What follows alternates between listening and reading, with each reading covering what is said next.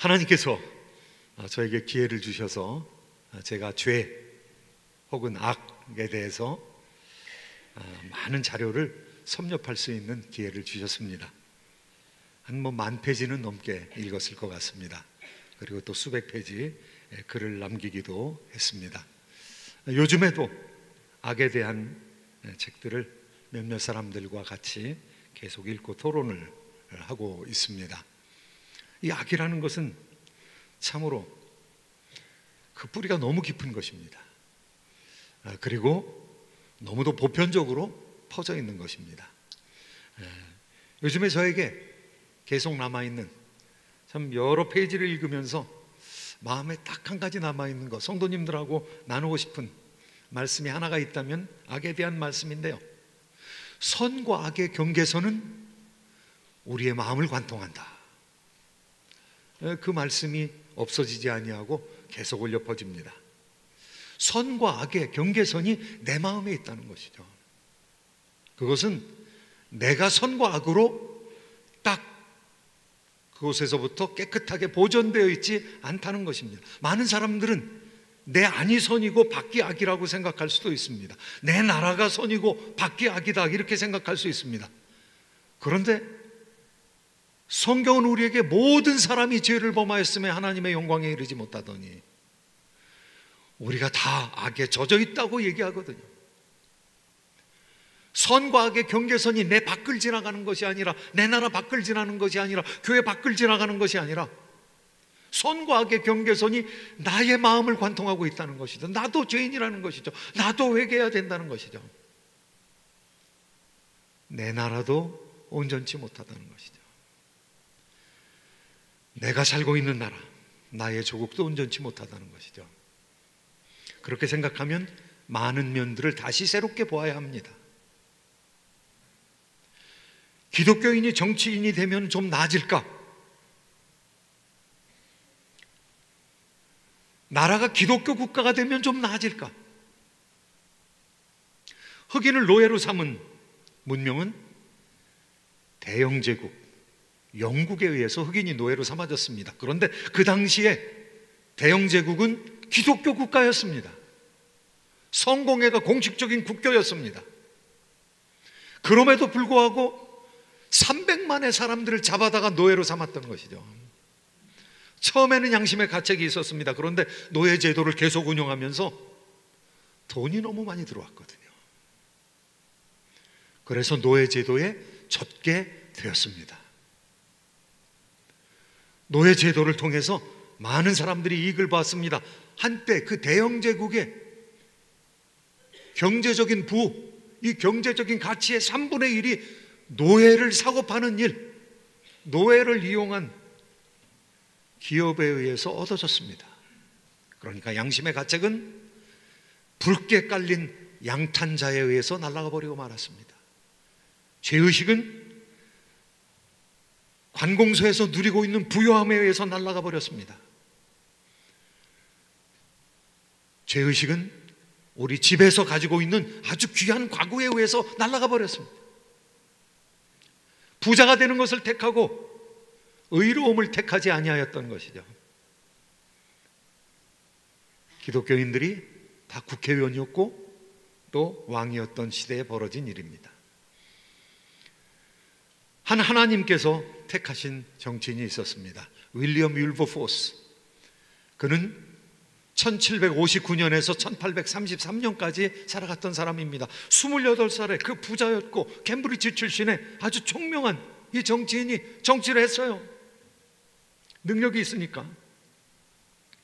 그런데 정치인으로 있으면서 그는 명목상의 기독교인이었습니다. 껍데기만 기독교인이었어요. 그런데 그가 회심하게 되었습니다. 예수님을 인격적으로 만나게 되었습니다. 예수님을 인격적으로 만나게 되고 나서는 예수님으로부터 사명을 받았어요. 네가 정치인이 된 것은 두 가지를 위해서다. 하나는 관습을 개혁하는 일이다. 그리고 또 다른 하나는 노예제도를 폐지시키는 일이다. 관습을 폐지시키는 일에 뛰어들기 시작했습니다. 그래서 그 당시엔 사람들이 자기 자존심 때문에 결투를 했습니다. 결투하는 제도를 없애버렸습니다. 법적으로 막아버렸습니다. 그리고 칩니보이, 아이가 조그만 아이들, 몸집이 조그만 아이들을 굴뚝으로 집어넣어가지고 굴뚝 청소를 걔네들한테 시켰습니다. 그 아이들은 10대에 죽어가는 아이들이 많았습니다. 가난한 사람들이 소년들을 굴뚝 속으로 들여보내서 굴뚝 청소를 하게 만들었던 것이죠. 그 소년들이 굴뚝 청소하는 것을 법적으로 막아버렸습니다. 그래서 아동보호법을 만들었습니다. 그런데 오랫동안 이룰 수 없는 일이 있었습니다. 그것은 흑인을 잡아다가 노예로 사용하는 것. 국회에서 그 노예 폐지 법안을 내놓았는데요, 모든 국회의원들이 반대했습니다. 모든 국회의원들이 나라의 부유함을 가져온 노예 제도를 폐지하는 윌리엄 윌버포스를 강하게 욕했던 것이죠. 지역구 사람들을 대신해서 아무튼 강하게 욕했던 것이죠. 그들은 노예를 잡으러 아프리카에 가서 노예를 잡으려는 곳에 큰 교회당을 지어놓고 그 교회당에서 예배드리고 한 달이고 두 달이고 노예를 잡아가지고 모으고 그들을 배에다 꽁꽁 묶어가지고 결박시켜 놓고 그리고는 마지막에 그곳에 와서 예배드리고 다시 떠났습니다. 하나님의 은혜 가운데 그와 같은 악을 행했던 것이죠. 윌리엄 윌버포스는 56년 동안 노예 폐지를 위한 운동을 했습니다. 가장 인기 없는 것, 그가 정치가로서 할 수 있는 일은 내가 수상이 되는 것이 목표가 아니라 노예 제도를 폐지하는 것이 나의 목표다라고 생각을 했고요. 몇 명의 국회의원들, 클라팜 당들과 함께 힘을 합쳐가지고 결국 그가 죽던 해에 1833년에 영국의 노예 제도가 폐지되었습니다. 노예를 사용한다는 것은 무자비한 일이죠. 그런데 그게 돈이 되면 사람들이 거기 미혹되는 것이죠. 돈에 중독되는 것이죠. 그래서 자기가 악한 일을 행하는 것, 양심의 가책을 받지 않는 것이죠. 노예는 영혼이 없다고 생각하는 것이죠. 미국에서 흑인이 영혼을 가지고 있지 않다고 얘기한 것처럼 그것이 알량한 신앙심에 안정을 가져다 주기 때문에 그 약을 먹고 중독되어 있는 것이죠. 그 이데올로기에 미혹되어 있는 것이죠. 바벨론이 왜 망하는가? mercilessness, 무자비함 때문에 망하는 것입니다. 바벨론이 누구한테 무자비하게 대했는가? 예수 믿는 사람에게 무자비하게 대했다는 것입니다. 물론 예수님 믿는 사람이 다 의인이 아닙니다. 예수님 믿는 사람이 뭐 다 죄인이죠. 환자죠. 여기 서 있는 저도 환자고 여러분들도 솔직한 말로 환자죠. 영적으로는 다 환자죠. 우리가 다 죄인이죠. 그런데 하나님을 믿는 백성들을 아주 무자비하게 대한 바벨론의 멸망의 이유가 소개되고 있는데요. 첫 번째 20절 말씀 한번 같이 읽어보시도록 하겠습니다. 함께 읽겠습니다. 시작. 하늘과 성도들과 사도들과 선지자들아, 그로 말미암아 즐거워하라. 하나님이 너희를 위하여 그에게 심판을 행하셨음이라 하더라. 하나님께서 너희를 위하여 그에게 심판을 행하셨다는, 하나님께서 그 당시에 로마 제국을 하나님께서 무너뜨리신다는 것이죠. 왜냐하면 성도들에게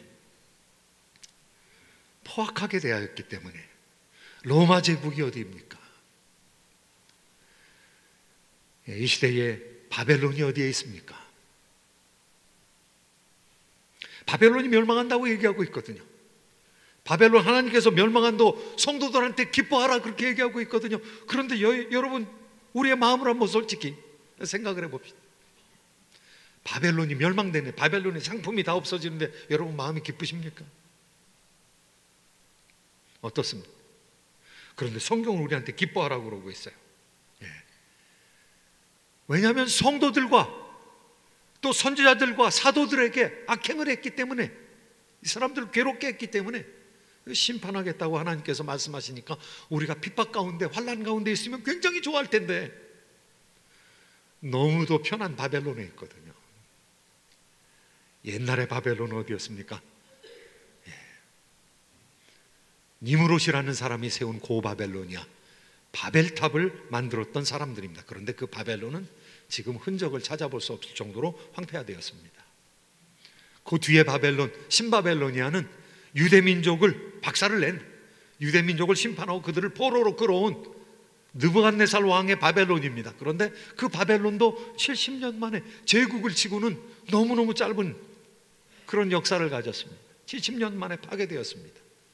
지금 사도 요한이 말씀하고 있는 그 바벨론은 어디입니까?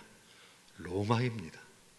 도미티안 황제를 통해서 성도들을 핍박하고 자기를 예수 믿는 것으로 말미암아 반모섬에 유배를 보냈던 그 바벨론이 바로 지금 있는 로마 제국인 것이죠. 그 바벨론은 역사의 종말에 다시 나타날 것이며, 아니 역사 속에서 그 바벨론들이 있었습니다. 하나님 믿는 사람들을 핍박했던 나라들, 거대한 원대한 국가들, 하나님 편에 서 있는 것 같지만 부정의를 행했던 그런 나라들, 심지어는 기독교 이름으로 제국주의를 행했던 수많은 나라들, 그런 나라들이 역사 속에 있었다는 것이죠. 제국이 될 수 있는 현대에 두 현저한 나라가 있습니다. 하나는 미국입니다. 그리고 또 다른 나라 하나는 중국입니다. 두 나라가 다민족 국가입니다. 엄청난 경제적인 부를 가지고 있습니다. 그리고 그 영향력을 세계 만방에 펼쳐나가고 있습니다.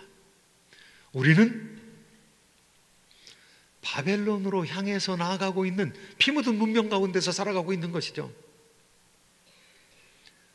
그 피 묻은 문명 가운데서 우리는 스스로를 비판해야 됩니다. 스스로를 비판하면서 과연 선한 것이 무엇인가? 문명 비판을 해야 되는 것이죠. 그래야 바벨론에서부터 나오지, 그렇지 않으면 바벨론에 묻혀 사는 거거든요. 바벨론에 취해서 사는 것이거든요. 바벨론에 압도되어 가지고 살아가는 것이거든요. 사랑하는 성도 여러분, 오늘 바벨론이 왜 심판받습니까? 이 바벨론의 죄악은 별로 드러나 보이질 않아요. 바벨론의 찬란한 건물들, 그리고 화려한 생활, 음악소리, 그리고 판매하는 사람들, 그리고 장인들, 결혼하는 사람들, 흥겨운 모습의 바벨론이 소개되고 있습니다. 그런데 그런 바벨론이 사실은 피 위에 건설되어 있다는 것이죠. 피 묻은 문명이라는 것이죠. 누구의 피가 묻었느냐? 성도들의 무지한 피가 묻었다는 것이죠.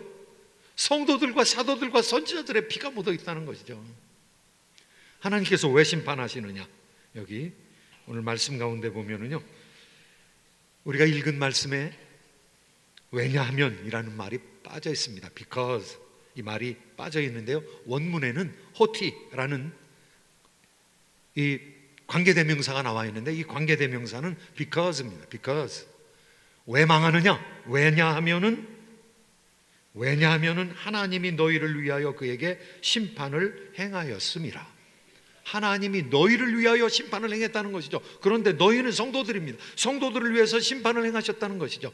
그런데 너희를 위하여, 이 말을 원문에 더 가깝게 해석을 하면은요, 너희가 당한 대로 하나님께서 너희를 심판하셨다는, 그 도시 문명을 심판하셨다, 바벨론을 심판하셨다는 것이죠. 성도들이 역사상에서 당한 대로 하나님께서 갚아주시겠다는 거야. 성도들이 세속 문명권 속에 들어가서 마음을 상하면서 살아가는 것이죠.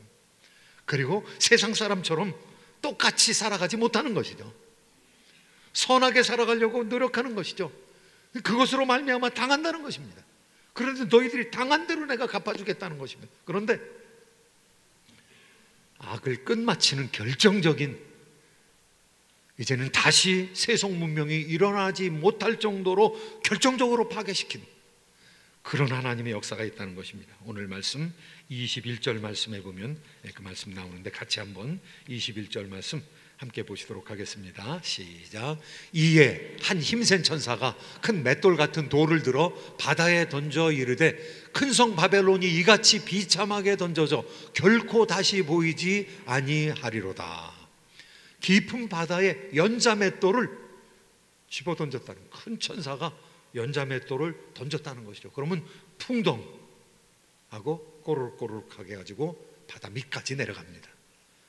바다 밑까지 내려가면 그 돌을 어떻게 찾을 수 있겠습니까? 천안함이 가라앉았습니다. 천안함이 두 쪽이 나가지고 가라앉았습니다. 그런데 천안함 찾는 것도 쉬운 일이 아니죠. 조류에 의해서 밀려가기 때문에, 그리고 그곳에 갯벌에 이 진흙이 일어나가지고 항상 바닷물이 탁하기 때문에 찾아내는 건 너무너무 힘들죠. 그리고 천안함을 쏘았던 그 어뢰의 추진체를 발견하는 것은 너무너무 힘든 일이죠. 근데 지금 과학적으로 그걸 찾아냅니다. 저인망으로 그 주변에서 어부로 먹고 사는 사람들이 바닷속을 싹 훑어가지고 어뢰 추진체를 찾아냈습니다. 천안함을 찾아서 올렸습니다. 그리고 우리가 봅니다. 이게 과연 잠수함이 스치고 지나가가지고 깨진 건가, 아니면 어뢰가 폭파돼가지고 깨진 건가. 아직도 많은 사람들이, 북한 사람들이 이거 가라앉힌 거 아니라고 얘기하는 사람들이 많이 있죠. 아직도 20% 사람이 북한에서 했다는 것을 안 믿죠. 바닷속에 빠진 것을 끌어내는 것은, 바닷속에서 증거를 끌어올리는 것은 너무 힘든 일입니다. 그런데 바벨론이 그렇게 푹 빠져가지고 다시 나오지 않는다는 것이죠. 여기 오늘 말씀 보면 계속해서 반복되는 말씀이 있습니다. 결코 다시라는 말이 계속 반복되고 있는데요, 한번 같이 한번 읽어보시도록 하겠습니다. 22절에서 23절 초반까지 한번 같이 읽어보시도록 하겠습니다. 시작. 또 검은 고토하는 자와 풍요하는 자와 퉁소 부는 자와 나팔 부는 자들의 소리가 결코 다시 내 안에 들리지 아니하고, 어떠한 세공업자든지 결코 다시 내 안에서 보이지 아니하고, 또 맷돌 소리가 결코 다시 내 안에서 들리지 아니하고, 등불 빛이 결코 다시 내 안에서 비치지 아니하고, 신랑과 신부의 음성이 결코 다시 내 안에서 들리지 아니하리로다. 이 결코 다시라는 말이 6번이나 반복되고 있습니다. 우리가 읽은 곳에서 5번, 또 우리가 전에 읽었던 21절에서 1번, 6번 반복되는 것은요, 이 도시 문명이 완전히 끝난다는 것이죠. 이 국가의 질서가 완전히 끝난다는 것이죠. 하나님 나라만 남게 된다는 것이죠. 예수 그리스도께서 통치하는 나라가 오면은 세속 문명이 완전히 망하게 된다는 것이죠. 이 세속 문명의 결정적인 예언을 하고 있는 것이죠. 끝날 문명이라고 얘기하고 있는 것이죠. 없어질 문명이요, 장차 망할 문명이라고 말씀하고 있는 것이죠. 중독입니다. 사람을 중독하게 만들었다는 것이죠. 피로 말미암은 문명이 자기를 보존하는 일은 무엇입니까? 자기를 치장을 해야 되는 거예요. 이 제국의 문명을 어떻게 치장을 합니까? PR을 해야 되는 것이죠. 피할 것은 피하고 알릴 것은 알려야 되는 것이죠. 아름다운 옷을 입는 것이죠. 포도주 잔을 드는 것이죠. 그래서 사람으로 취하게 만들어야 되는 것이죠. 문명이 붕괴되는 이유는 저희들이 많은 사람들을 미혹시켰다는 것이죠. 그리고 복술에 빠지게, 우상숭배에 빠지게 만들었다는 것이죠. 오늘 본문 23절에 읽지 않은 부분을 같이 한번 읽으시도록 하겠습니다. 함께 읽습니다. 시작. 너의 상인들은 땅의 왕족들이라. 내 복술로 말미암아 만국이 미혹되었도다. 너의 상인들은 땅의 왕족들이라. 이 의미 있는 이야기입니다. 너의 왕족들은, 너의 상인들은 땅의 왕족들이라. 그러니까 물건을 사고 파는 사람들이 왕족들이라는 것이죠. 부자라는 것이죠. 정치적인 권위가 있는 사람이라는 것이죠. 경제를 장악하고 있는 사람이 정치적인 권력을 가지고 있는 사람과 가까이 있다는 것이죠. 정치와 경제는 가만 놔두면 붙을 수밖에 없습니다. 서로 영향을 주기 위해서 결혼하는 거죠. 사회를 맞아들이는 것이죠. 정치가들과 경제인들이 연혼관계를 혼혼으로 얽혀진 인맥을 만들어내는 것이죠. 그리고 그들이 무역도 하는 것이죠. 정치적으로 그걸 도와주는 것이죠. 강대국의 질서는 어떠합니까?